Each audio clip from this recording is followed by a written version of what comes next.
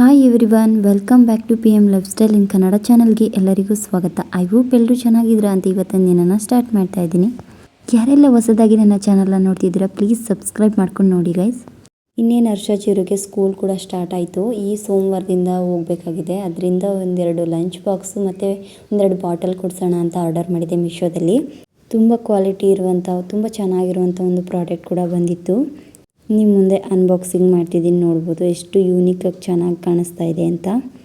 360 ರೂಪೀಸ್ಗೆ 2 box ಬಂದಿತ್ತು, 2 box 2 bottle ಬಂದಿತ್ತು.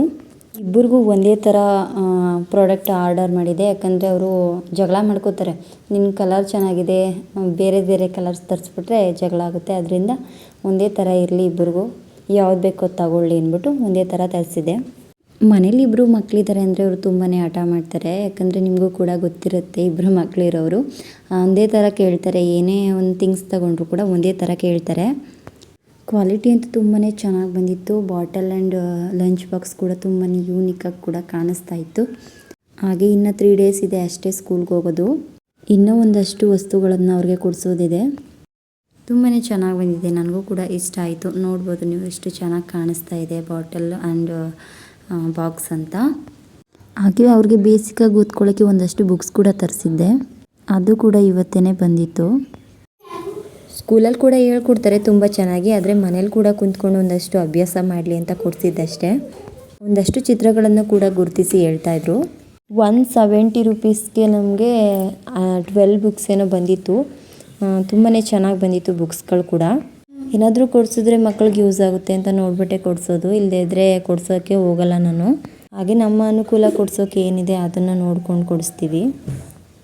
ಹಾಗೆ ಚಿಂಕು ಮಿಂಕು ಏನು ಮಾಡ್ತಾವ್ರೆ ಅಂತ ಬರೋಷ್ಟರಲ್ಲಿ ಇಬ್ಬರು ಕೂಡ ಫುಡ್ಗೋಸ್ಕರ ವೆಯ್ಟ್ ಮಾಡ್ತಾಯಿದ್ರು. ಅವ್ರಿಗೋಸ್ಕರ ಕ್ಯಾರೆಟ್ ಕೂಡ ತಂದಿಟ್ಟಿದೆ, ಅದನ್ನು ಹೋಗಿ ಒಂದೆರಡು ಕಟ್ ಮಾಡ್ಕೊಂಡು ಬರೋಣ ಅಂದ್ಬಿಟ್ಟು ಕಟ್ ಮಾಡ್ತಾಯಿದ್ದೀನಿ ಗೈಸ್. ಅದು ದಪ್ಪಾಗೆಲ್ಲ ಕಟ್ ಮಾಡಿಬಿಟ್ರೆ ಅದು ತಿನ್ನೋದು ಕಷ್ಟ ಆಗುತ್ತೆ, ಅದಕ್ಕೆ ಸ್ಲೈಸಾಗಿ ಕಟ್ ಮಾಡೋದು. ನಾವು ಏನಾದರೂ ಅದಿನ್ನೂ ಚಿಕ್ಕದು ಮರಿ, ಅದರಿಂದ ಕಟ್ ಮಾಡಿನೇ ಕೊಡ್ತೀನಿ. ಹಾಗೆ ಚಿಂಕು ಮಿಂಕು ಅಂತ ಕೂಡ ನಮ್ಮ ಮನೇಲಿ ನಾಮಕರಣ ಮಾಡಿದ್ದೀವಿ ಅದಕ್ಕೆ. ಹಾಗೆ ಬೆಳಗ್ಗೆಯಿಂದ ಕ್ಯಾರೆಟೇ ಕೊಡ್ತಾಯಿದ್ದೀನಿ, ಯಾಕಂದರೆ ಸ್ವಲ್ಪ ಗರಿಕೆ ಎಲ್ಲ ತಂದಿರಲಿಲ್ಲ. ಇವಾಗ ಹೋಗಿ ತಗೊಂಡು ಬರೋಣ ಅಂದ್ಬಿಟ್ಟು ಹೋಗಿದ್ದೆ.